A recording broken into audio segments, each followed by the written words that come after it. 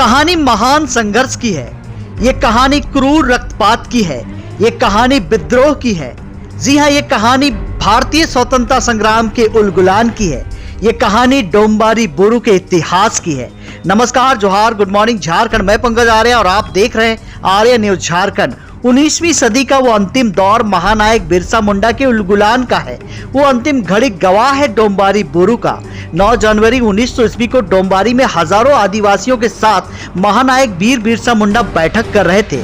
British हुकूमत के शोषण उत्पीड़न के विरुद्ध संघर्ष की एक बड़ी रूपरेखा तय की जा रही थी। महानायक बिरसा मुंडा की अगुवाई में हजारों आदिवासियों ने तत्कालीन बिहार, वर्तमान झारखंड के एक बड़े इलाके में अबुआ राज का ऐलान कर दिया था, अर्थात अपना शासन अपना राज। उलगुलान की चिंगारी के आंच में अंग्रेजी हुकूमत बुरी तरह से झुलस गई थी, जिसको लेकर ब्रिटिश हुकूमत ने वो निर्णय लिया जिसे इतिहासकारों ने सबसे क्रूर नरसंहार बताया है। वास्तव में 9 जनवरी 1900 ईस्वी का ये काला दिन इतिहास के पन्नों में दर्ज है, एक काले अध्याय के रूप में। जब बैठक कर रहे थे हजारों आदिवासियों पर अचानक ब्रिटिश राज के सिपाही अंधाधुंध गोलियां बरसाई गई। बिरसा के साथी भी अपने पारंपरिक हथियार भाला, बर्छा, तीर कमान के साथ संघर्ष करते रहे। इतिहासकारों और शोधकर्ताओं के अनुसार इस बड़े नरसंहार में 400 से अधिक आदिवासियों का कत्लेआम कर अंग्रेजी हुकूमत ने इसे एक काला दिन के रूप में परिभाषित कर दिया था। बलिदान के सैकड़ों साल बीत जाने के बाद इस वर्ष शहादत दिवस के रूप में महान दिन को 125वीं बरसी के रूप में मनाया गया, जहां फिर एक बार हजारों आदिवासियों ने अपने पूर्वजों को श्रद्धा सुमन अर्पित किया है। इस अवसर पर खूंटी जिला प्रशासन एवं बिरसा उलगुलान डोम्बारी बोरू मेला कमेटी के द्वारा उलगुलान शहीद मेला 2026 आयोजित किया गया। इस दौरान पूर्व मुख्यमंत्री अर्जुन मुंडा, राज्य के कृषि, पशुपालन व सहकारिता मंत्री शिल्पी नेहा तिर्की, पूर्व मंत्री नीलकंठ सिंह मुंडा, खूंटी विधायक रामसूरिया मुंडा, कोलीबिरा विधायक बिक्सल कोनगाड़ी, समाज सेवी दयामणि बारला डोम्बारी बोरू पहुंचे, वीर शहीदों को श्रद्धांजलि अर्पित किए। झारखंड से पंकज आर्य की पूरी रिपोर्ट, आर्य न्यूज झारखंड, खबर आप तक। भगवान बिरसा मुंडा के बताए गए रास्ते पर चलने वाले आप देख रहे हैं अभी यहाँ पर सब मिलकर के प्रार्थना किया, जिसको बिरसायत के रूप में उनके अनुयायी माने जाते हैं कि उन्होंने हमेशा मानव समाज की रक्षा, जीव की रक्षा, जंगलों की रक्षा, प्रकृति की रक्षा की बात की और इन जंगलों के लोगों को संगठित किया। और उन्हीं का आज ये दिन जो डोम्बारी उत्सव के रूप में 9 जनवरी को उलगुलान दिवस के रूप में हम सब मनाते हैं और यहाँ भारी संख्या में लोग एकत्रित हो रहे हैं। और दुर्भाग्य इस बात का है कि आज असुरक्षा के बीच में यह क्षेत्र दिख रहा है। असुरक्षित है यहाँ के लोग और कई तरह के हमला लोगों के ऊपर में हो रहा है। सोमा मुंडा की हत्या भी उसी कड़ी में आज हम सबको दिख रहा है कि किसी न किसी रूप में वो अपने जल जंगल जमीन की बात करने वालों की मुंह चुप कराने की कोशिश हो रही है। आज सरकार है, पर सरकार को इन सारी बातों का ध्यान रखना बहुत जरूरी है, क्योंकि भगवान बिरसा मुंडा के लड़ाई के फलस्वरूप से ही जो सपना जगा यहाँ के लोगों का अलग राज्य होने का, वर्षों तक संघर्ष करने के बाद यह राज्य बना है। देश के पार्लियामेंट ने पास किया है और उस पार्लियामेंट के पास किए हुए कानून के तहत जो झारखंड बना है, तो उसकी सुरक्षा की जिम्मेदारी सरकार की होती है और सरकार को करना चाहिए। शहीदों को नमन करने बिल्कुल, आज 9 जनवरी हमारे पूरे आदिवासी समाज के लिए एक बहुत ही शहादत का दिन को हम लोग याद करते हैं। इसी स्थल पे कई सारे हमारे मुंडा समाज के लोगों को अंग्रेजों के द्वारा जिस तरह से यहाँ पे उनकी शहादत, हमारे आदिवासी समाज के लोगों की शहादत दी गई, ये हम लोगों को आज भी याद दिलाता है कि आदिवासी समाज हमेशा से अपने जल जंगल जमीन और शासन व्यवस्था के लिए लगातार अडिग रहा और आज भी आप हम सब चीजों को से कॉम्प्रोमाइज करने के लिए तैयार है। हमारा आदिवासी समाज अगर अपने जमीन से, अपने जंगल से, अपने जल से हम कभी कॉम्प्रोमाइज नहीं कर सकते हैं। ये आज भी ये सीख हम युवा पीढ़ी के बीच में इतिहास को बताता है। डोम्बारी का पहाड़ हमारे पूर्वजों के बलिदान को बताता है। लेकिन आज जब हम यहाँ पहुंचे इस बार, तो हमें इस बात का दुख है जो उस संस्कृति के संवाहक है, उस परंपरा को लेकर चलने वाला, जो अपने जमीन, अपने जंगल और अपने संस्कृति की बात करने वाला, उसके हत्या की जाती है। स्वर्गीय सोमा मुंडा, जिसके घर में हम कल गए थे परसों रात में, उसको गोली मार दिया गया। अंग्रेज जब इस देश में था उस समय मुंडाओं को गोली लगता था, तो हमें मालूम, हमारा इतिहास बताता है और हमारे पूर्वज उस गोली को झेल करके इतिहास बनाए। लेकिन आज जब झारखंड प्रांत बनने के बाद यहाँ आदिवासी और मुंडा के ऊपर में गोली चलता है, मारा जाता है, और प्रशासन के लोग निष्क्रिय रूप से दिन भर मुंडा सड़क पर बैठता है और उसका ध्यान नहीं जाता है कि एक मुंडा किस लिए अपने संस्कृति, अपने जल जंगल जमीन के लिए, मुंडा पढ़ा राजा के रूप में उसकी पहचान थी, लोगों में लोकप्रियता थी।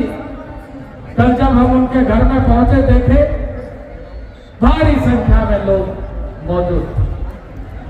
आज ऐसे जो हमला हो रहे हैं, उन हमला को हमें बचाना, पर्दाफाश करना होगा।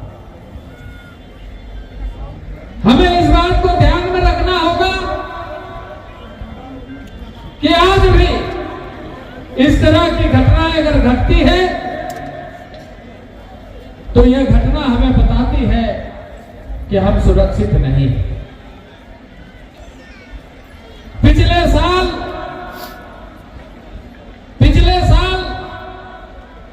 एक अजीब की घटना घटी। आज हमारे बीच में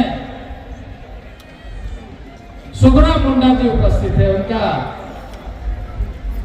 बड़ा बेटा का रोड एक्सीडेंट होता है,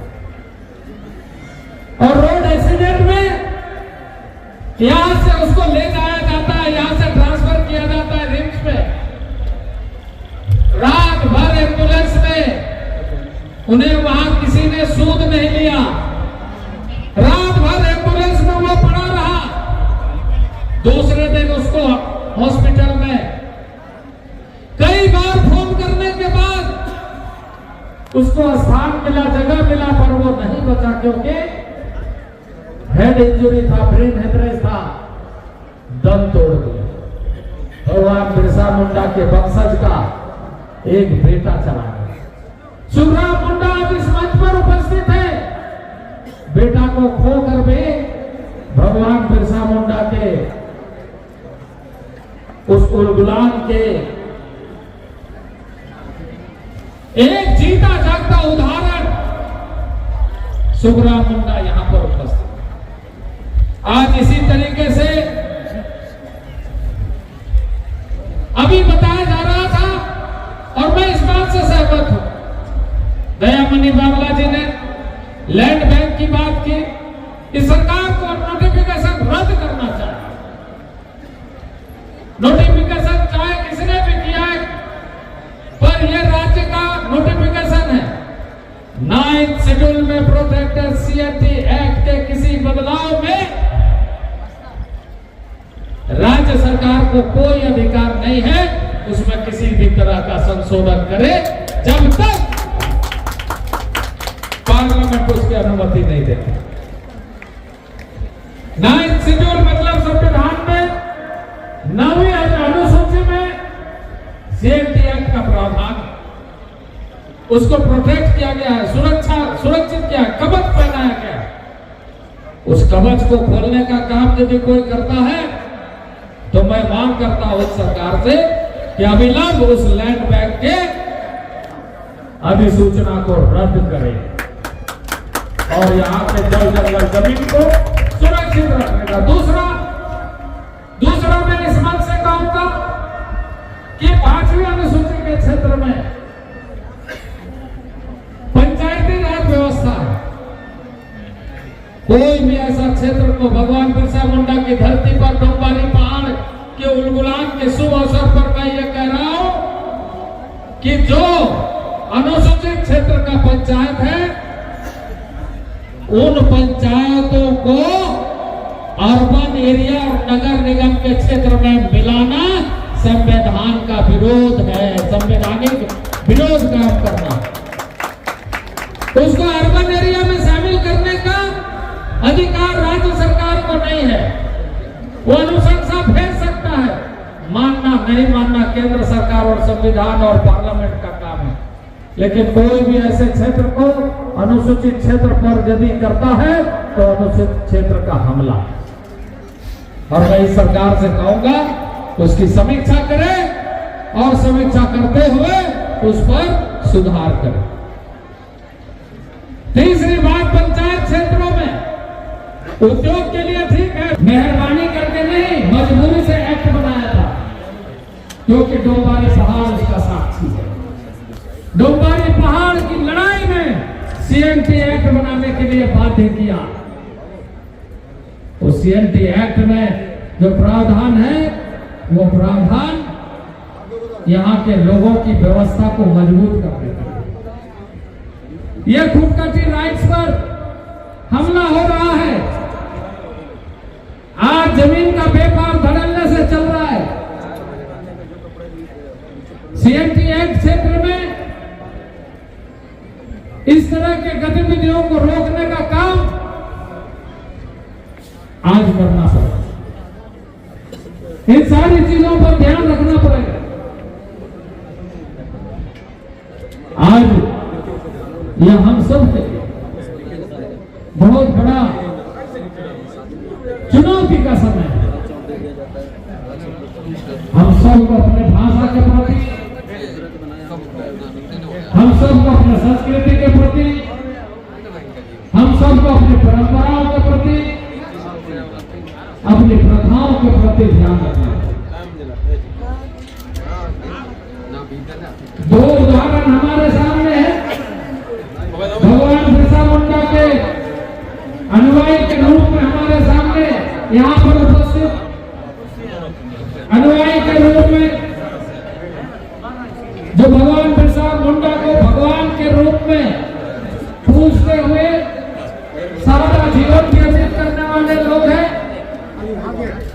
और गुमला जिला में टाना भगत श्वेत वस्त्र के पहन करके अपने जमीन को दान दे करके इस राष्ट्र में, इस देश में अगर किसी एक ने ऐसा उदाहरण प्रस्तुत किया है तो वो टाना भगत है, जो श्वेत वस्त्र के साथ, सादगी के साथ,